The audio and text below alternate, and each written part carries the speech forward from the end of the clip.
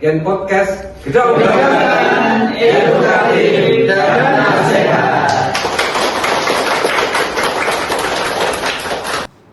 Bismillahirrahmanirrahim. Assalamualaikum warahmatullahi wabarakatuh. Salam sejahtera untuk kita semua. Halo sahabat Gen, gimana nih kabarnya hari ini? Semoga selalu dalam keadaan yang sehat. Selamat datang di Gen Podcast Gedong-gedongan edukatif dan nasihat. Nah, gitu ya Pak ya. Gedong-gedongan edukatif dan nasihat. Gedong-gedongan Edukatif dan nasihat. Oke. Bincang ringan yang menghadirkan pembelajaran dan edukasi untuk keberkahan dunia akhirat. Nah, pada kesempatan kali ini kita akan sedikit berbincang tentang perubahan ketentuan usia minimal untuk calon pengantin wanita. Nah, bersama saya Nisa Nasution yang akan menemani teman-teman sekalian dalam beberapa waktu ke depan yang tentunya dengan obrolan yang ringan dan juga menarik. Nah, pada kesempatan kali ini saya sudah dibersamai nih dengan narasumber yang datang jauh-jauh dari Umbul Harjo ke Gedong-gedongan untuk mengedukasi kita semua. Bersama dengan Bapak Seona Hasan selaku Kepala KWA Umbul Harjo. Selamat datang Bapak. Ya, selamat datang Mbak, terima kasih. Mungkin bisa disapa dulu Bapak teman-teman yang ada di rumah. Oke. Assalamualaikum warahmatullahi wabarakatuh. Gen Podcast di mana saja berada. Pagi hari ini saya bersama Mbak Anissa ya.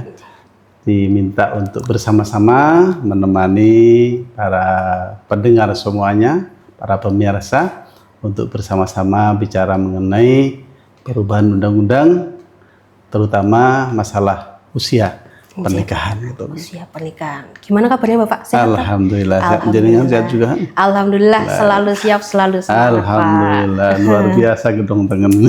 Semangatnya luar biasa ya Pak, menular ke saya ini Pak. Oh ya gitu ya. Berarti merayap Pak ya? Iya, merayap Pak. Iya.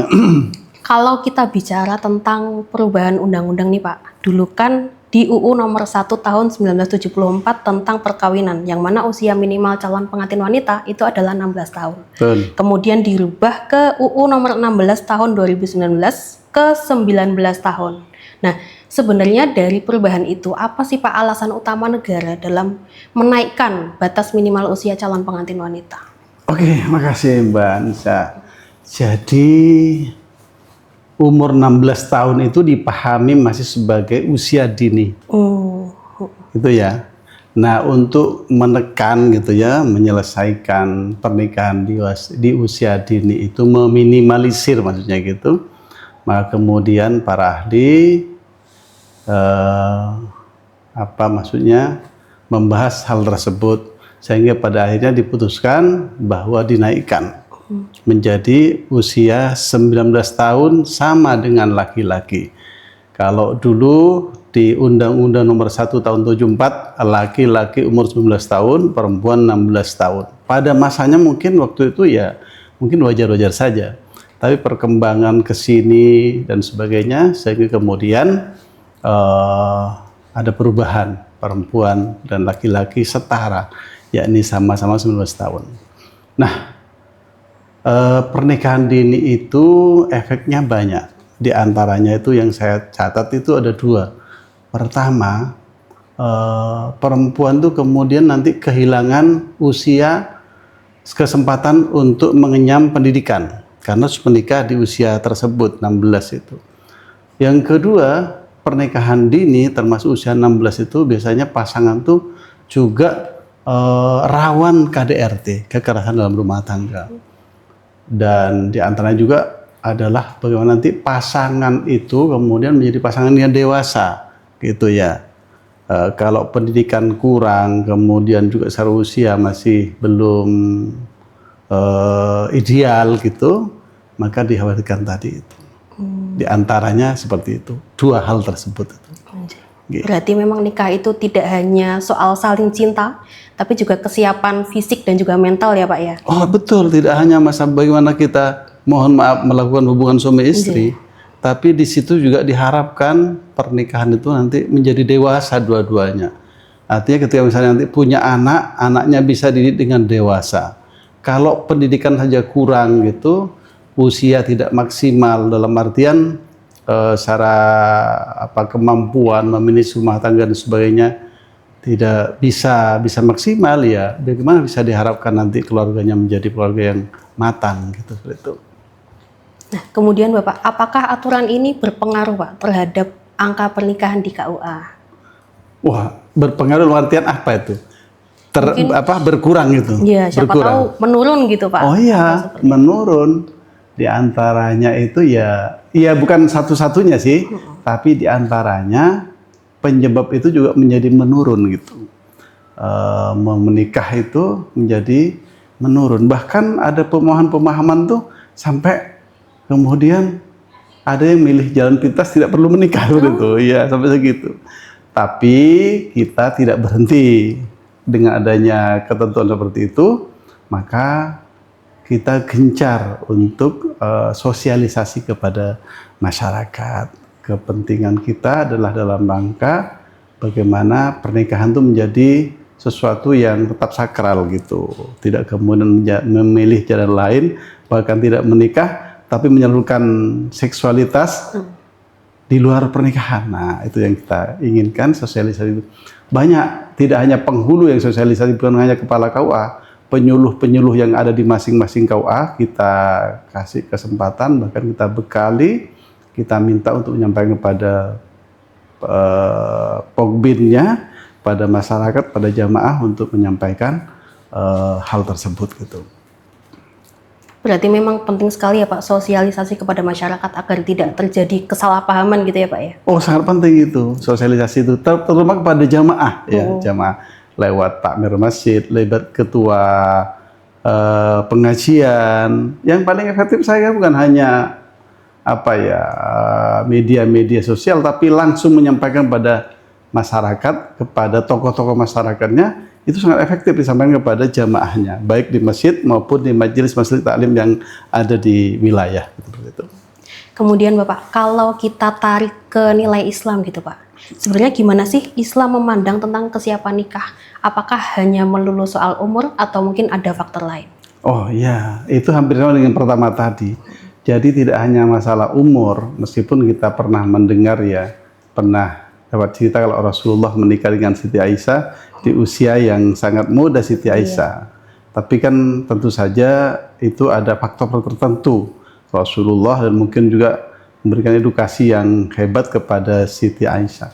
Dalam hal ini agama tidak hanya memandang bagaimana kemudian bisa menikah saja seperti itu, tapi kesiapan untuk menikah, kesiapan untuk berkeluarga, kesiapan untuk kemudian nanti mempunyai keturunan yang juga berkualitas, itu menjadi pandangan yang utama dalam Islam.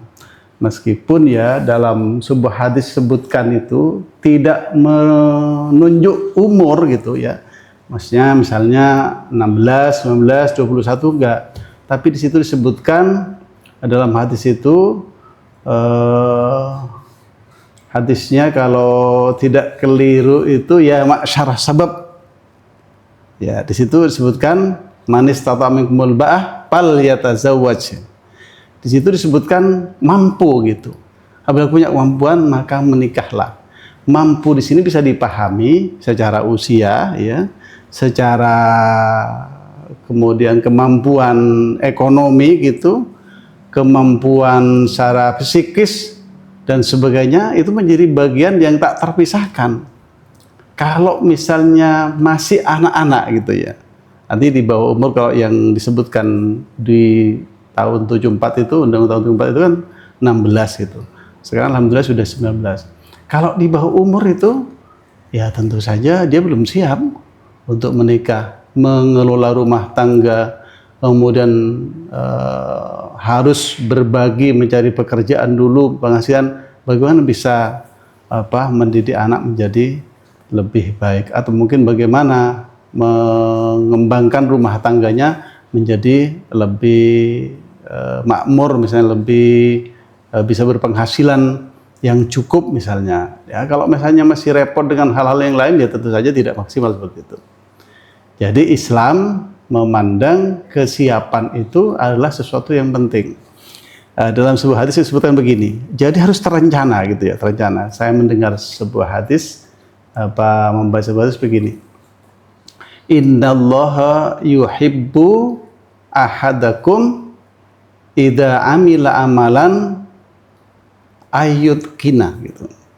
Allah Subhanahu wa taala itu senang kepada seseorang itu yang mempunyai, kalau mengamalkan sesuatu itu terencana gitu, ayyudkina gitu. Nah, termasuk pernikahan harus direncanakan gitu. Jangan belum ya, belum. Aduh, Harus rencanakan dulu, rencanakan ya. Rencana ditata dengan baik, ada targetnya nanti, caranya bagaimana. Nah, itu Allah senang daripada kemudian gerusa-gerusu. Apalagi misalnya mohon maaf tak terencana, ada sesuatu yang kemudian membuat dia harus nikah lewat pengadilan, artinya putusan pengadilan dan sebagainya, atau usianya belum siap sudah menikah, itu pasti nggak disenangi Allah SWT. Tapi yang terencana, nanti kemudian rumah tangganya mapan, anak-anaknya sehat, cerdas, berkualitas, soleh dan soleha, itu pasti yang disenangi oleh Allah SWT. Dan tentu saja kita semuanya, orang tuanya, dan juga kemudian negara ini akan menjadi negara yang kuat. Kenapa? Karena masing-masing keluarga kuat seperti itu. Wah, luar biasa sekali ya Pak ya. Terakhir nih Pak, Ya. apa pesan Bapak untuk masyarakat Indonesia, terutama setelah adanya perubahan aturan ini untuk kerukunan, kemudian keharmonisan keluarga di Indonesia, Bapak? Monggo. Oh ya, perubahan usia dari 16 ke 19 bagi perempuan itu setara dengan laki-laki, ya bisa diharapkan, pemerintah mengharapkan bagaimana masing-masing pasangan itu mempunyai kedewasaan gitu, kualitas, sehingga ketika menikah mereka sama-sama punya pemahaman yang sama, kemudian menuju tujuan yang sama, yakni rumah tangganya bahagia, sakinah, mawaddah warahmah. Sakinah, mawaddah warahmah itu tentu saja kalau beberapa hal komponen rumah tangga itu tercukupi. Bagaimana bisa mau bilang sakinah mawaddah warahmah kalau misalnya dapurnya tidak pernah mengepul? Oh, enggak usah Pak, sekarang bisa pesan GoFood misalnya atau apa gitu. Bukan itu, tapi misalnya kemampuan, misalnya butuh apa-apa gitu. Rumah tangga itu mau nyumbang, mau nyekolahkan anak, mau mudik dan sebagainya, mau membantu orang lain. Nah, itu butuh dana. Karena itu misalnya kita masih kecil, masih di bawah umur, itu rentan untuk bisa seperti itu. Maka usia ini sebenarnya diharapkan juga ke situ.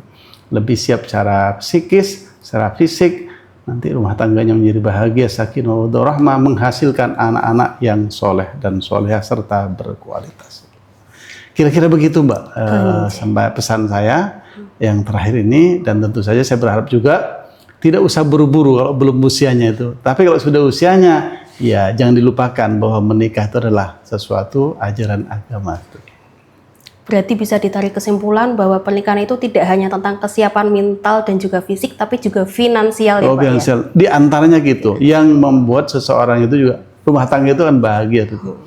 Banyak persoalan yang terjadi di masyarakat, seorang istri menuntut perceraian kepada suaminya karena tidak siap di situ. Bahkan sudah berumah tangga beberapa waktu, bertahun-tahun, tapi kemudian ketika misalnya suaminya kena PHK, kemudian secara ekonomi mulai merosot, ya tentu saja banyak perempuan juga yang kemudian berpikir lain. Meskipun sebenarnya nggak benar seperti itu ya, karena dari awal sudah baik-baik, maka bagaimana diupayakan sebaik-baik seperti itu. Luar biasa sekali ya Pak ya. Wah, tidak terasa kita sudah berada di penghujung episode kali ini nih Pak. Sudah selesai berarti ya? Sudah Pak. Iya, Sahabat Gen sekalian, tidak terasa kita sudah berada di penghujung episode kali ini. Semoga obrolan yang sudah kita obrolkan tadi bisa bermanfaat dan juga mengambil hikmahnya. Amin, amin. Nah, terima kasih sudah menonton Gen Podcast, Gedong Tengen Edukatif dan Nasihat. Jangan lupa untuk selalu pantengin terus channel YouTube kita agar tidak ketinggalan video-video berikutnya. Saya Nisa Nasution dan juga Bapak Syekhun Hasan. pamit undur diri. Wassalamualaikum warahmatullahi wabarakatuh.